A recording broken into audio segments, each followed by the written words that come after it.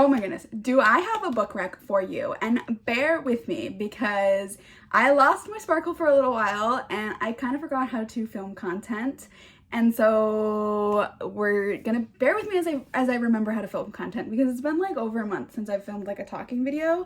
I got really sick, and when I'm sick, I just kind of want to watch like my comfort movies and shows. I did read a tiny bit, but I was in the trenches of the Magnolia Park series. So again, nothing but just like, ow, in all perspectives of my life. February was fun. I loved it so much. So yeah, just bear with me as I just remember how to do this. Okay, so the book rec, I read it on my Kindle. This is my Kindle. I'm gonna just show a picture of the cover because it was a Kindle read, and you can tell it's my Kindle because it has JJK and Taylor Swift on it, which are two of my personalities. This book is called A Dark Few by Alexis Patton, and let me tell you why I picked up this book. So a couple weeks ago, I got a DM, and I really should have looked up who it was, and now I can't remember. I want to say that her name was Grace, but I feel like it might not be Grace or Gracie, and I feel really bad. So if it was you and your name's not actually Grace, just know that I don't forget out of not caring. I forget because I'm me. Anyways, she messaged me, she DM'd me out of the blue and was like, Lil, read this book. And I was like, noted.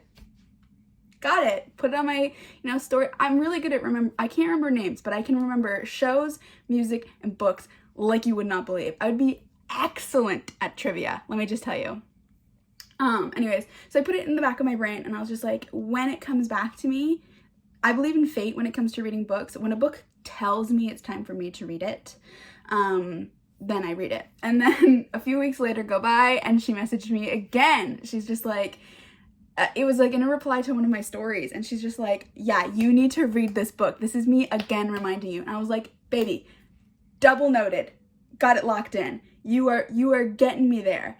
And the other night I was just scrolling through my FYP, and I saw this post from a random author, and it was like, the MMC was inspired by these characters, and the 4 characters, I don't remember which one of them, but I remember the 3 of them because they were like, whoa buddy, that's a lot. Those are some, and I really mean this literally, those are some big shoes to fill. Well, maybe not one of them, but it was Li Shang from Mulan, who was my sexual awakening, one of the 3 people who were like my sexual awakening as a child.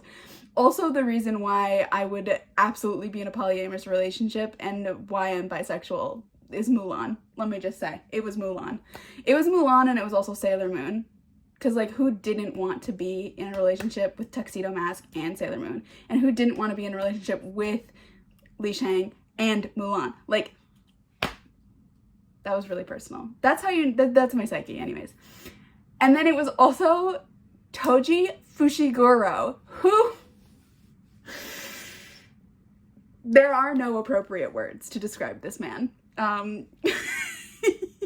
He's from Jujutsu Kaisen, JJK. There are no appropriate words. That man is built like a brick wall, and his waist, snatched. And I know that this is so off topic, but let me just say this. And I know people like kind of hate on the English dub voice actor. I loved it. I love him. I love Toji.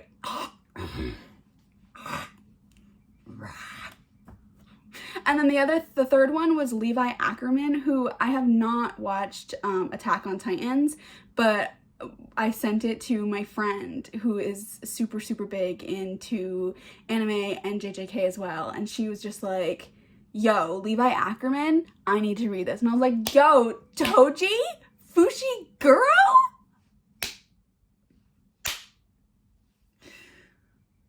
And Li Shang, my childhood love.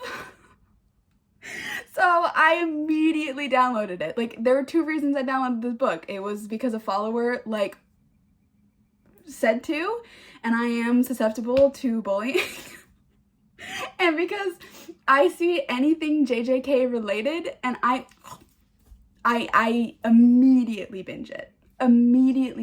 You, like, it's kind of sickening at this point. So that's why I started reading it. And I think that's just a little funny story that, you know, a follower was just like, do it. And then I was just like, I'm gonna do it. And then the author was just like, no, really do it. No, really do it. It's for you, babe. It's for you. So the book, A Stuck View, is a dystopian romance. I think you could just go dystopian, but like the romance is a pretty heavy plotline in it. You took the romance out of it. There's still a story there, like outside of the romance, but you'd be missing like a good chunk of the book as well, if that makes any sense. And it's on Earth, so it's not just like a random planet. This is Earth, and 300 years ago, from when the start of the book happens, Earth became uninhabitable through like nuclear war and radiation, and like life could not be sustained on the Earth's surface, and so they built an underground city. And at first I thought it was just like one underground city, which is kind of stupid. Like, I'm dumb for thinking that, but there is actually multiple underground systems, and there is another one, like another city adjacent to this one that gets brought up in the story as well. The setting is this underground dystopian Earth, and 50 years ago to the start of the story, so 300 years ago to 50 years ago, they end up being able to build a dome over the underground city. It's called Apollo, and the dome is like it's like a city on top of a city, and only like the super elite, only the wealthy live up there, and the rest of them live in just like gray poverty. And our main character, we start on like the second worst day of her life, I would assume, and she's being arrested because she like made a friend with an older gentleman who worked in the archive, and we find out that all forms of like creativity and like media, fiction, poetry, music, just all the arts were like basically banned when they came into the underground. And most of these people, because that was 300 years ago, most of these people have never heard of poetry, never heard of music, can't really fathom that creativity style. And it's banned, like you'll get killed for it, which just seems like really, really extreme. But I do understand what the author is trying to do here at the end of the story as well.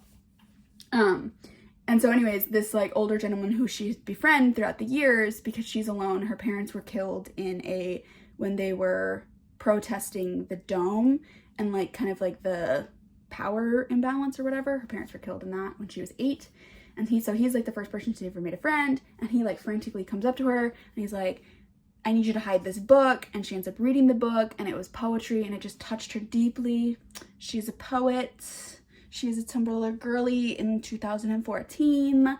Poetry changed her life. She was so moved. I know, I'm making jokes out of it, but it wasn't cheesy, but it did 100% remind me of when I was in my Tumblr era, writing poetry, being like, Alex Turner would notice me at a concert because I'm so mysterious and deep.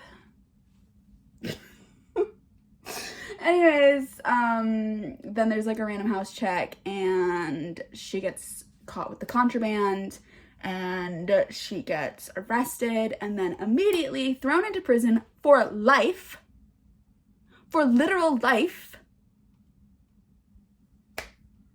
in like another like there's the underground, and then there's like the underground, and that's where the prison is. And that's where, like, that was just first chapter, is like her getting arrested, and she goes to prison, and it's awful and stinky and dirty, and it's like a girl-boy prison, so there's like extra awful on top of that. And she meets the captain of the prison, who is, in her words, like built and mildly unstable looking, like in his eyes, like has crazy eyes. And mean. I love it. It's my type. Mildly unstable and built like a brick wall. Give me 14 of them right now. she ends up meeting, like, getting a found family, and, like, despite the fact that she's in prison, like, she gains more than she ever had, like, above the prison, because above the prison, like, life is like, you aren't friends with your neighbors, there's no color, everything is bland, like, everybody would sell out everybody for a chance to live in Genesis, which is the dome part. So, like, being in the prison and, like, being with these people who, like, well, we have nothing else to lose, so, like, why don't we just be friends, basically. And she also starts a relationship, she starts, like, an interesting relationship with the captain. And, yeah, that's the story. He ends up, like, the way that their relationship, like, you're like, it's a prison, like, how can they have a relationship? I think the author did a pretty good way of balancing, like, the prison life and the romance, and making it very, like, tension-filled and believable. He does train her, which I did find weird. Like, why would a prison guard train a prisoner to fight? That would be weird. But it's fiction, okay? It's fiction. And yeah, so he trains her how to fight, and, like, that's where you get a lot of, like, the one-on-one time with the love interest. But there is a whole other side story, and I won't spoil it, but essentially the main character uncovers through the people that she meets in the prison, and, like, why they're in prison as well. She learns that something bad is going to happen in Apollo, which is, like, the middle section of the underground city, and the people in the above ground are planning on basically, like, genocide. And yeah, and she, like, kind of uncovers, like, she actually uncovers two pretty big conspiracies, and they have to escape. And the question is, will they be able to escape, and will the captain turn his back on everything for her? And it was so good. Like, the storyline was really good. It's a super slow burn. Like, they pinky brush at 67% into the book. There's, like, one kiss. But if you're the kind of person who, like, likes smut in their books, book 2 does have spice in it. I just started book 2, like, this morning, but there is, like, content warnings, and it does talk about sexual activity, so I can only just assume that the author's being for real, that it's there, because she put it in the content warnings. We have the trope list would be, like, post nuke Earth, underground city, prison, prisoner, ex-guard. I wouldn't quite say it's, like, enemies to lovers, but, like, there is definitely, like, I don't like you, you don't like me kind of tension, but also, like, you're hot at the same time. But they're not actively ever against each other, so I wouldn't call it enemies to lovers, in my opinion. There's training. There's, like, throughout the entire story, there is this conversation about the power of creativity, and how the arts really not only just, like, inspire humanity, but also, like, there's a power in it, and in creating, like, a power to heal, which I do appreciate. I will say, the only reason I did not give this book 5 stars, and this is the most petty reason, I gave it 4.5 stars. This is the most petty reason. There's poetry that the character writes throughout the book.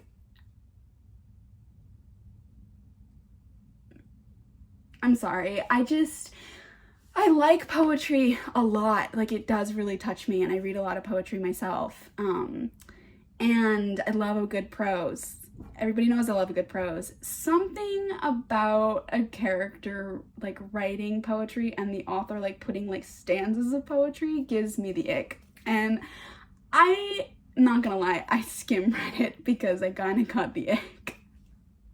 Like, thank goodness this girl didn't, like, write some poetry and give it to the love interest, because I think I would have died of embarrassment for her. And I hate to say that, because, like I said, I am a poetry girly. Like, I still write poetry, like, as part of my therapy.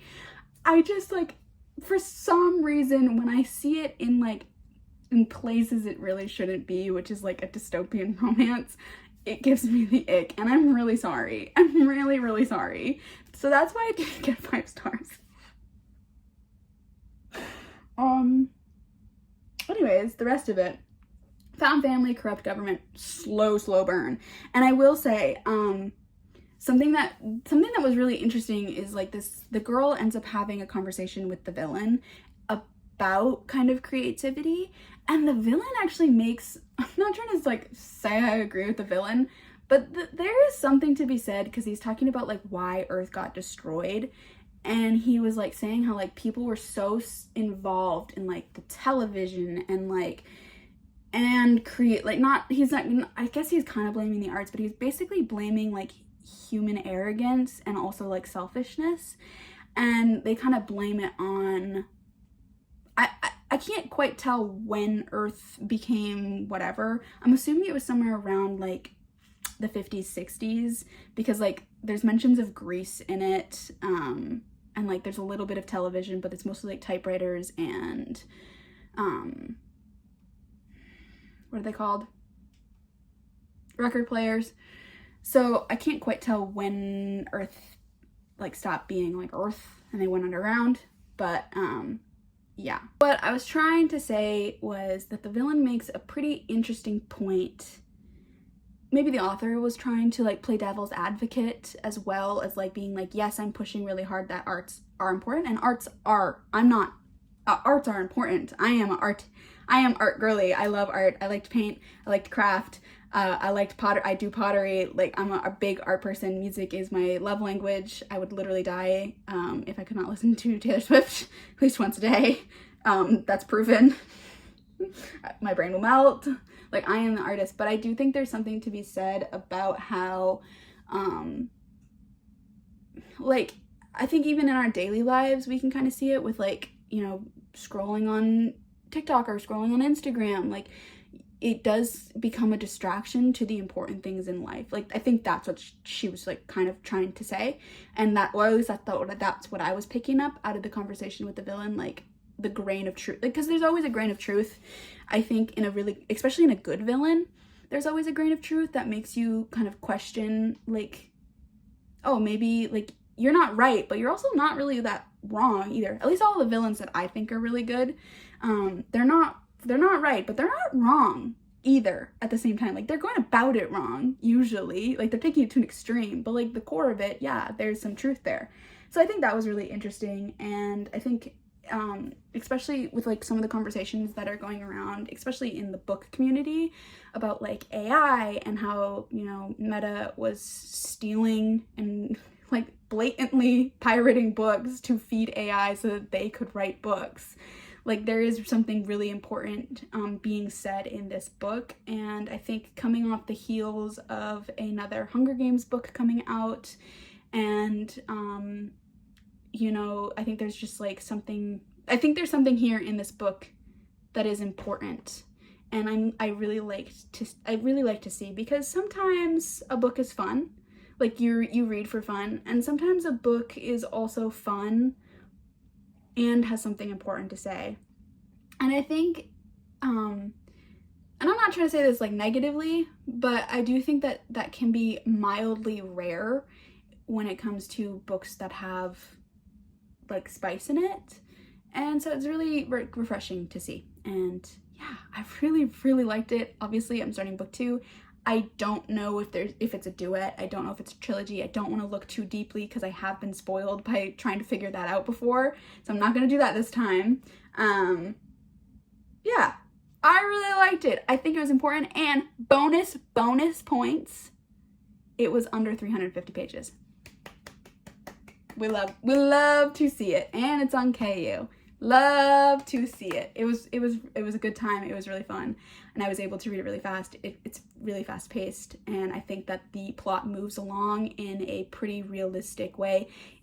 That's not to say that there isn't like, I feel like this girl's prison time was easier compared to everybody else's, but plot's got a plot, and you got to keep things interesting, and I understand that on a on an outside perspective. But yeah, I'm really excited to read book 2, and I just wanted to get this video, this review, and this rec out into the world in a full way and not just like in a small Instagram post. So I hope you guys read it and enjoy it. I know I did. And if you need, you know, like, the author has really, really great art on her page, but just look up pictures of Toji Fushiguro from JJK to feed the fantasy. Oh, that man is so good looking. And for what? And for what is he that good looking for? Gege Akutami, who is the creator of JJK, who just made like insanely attractive green flag men. Like, Toji's not a green flag man. All the other men, like, he kind of is. Like, he's, what's the color between red and green? He's an orange flag. He's definitely an orange flag.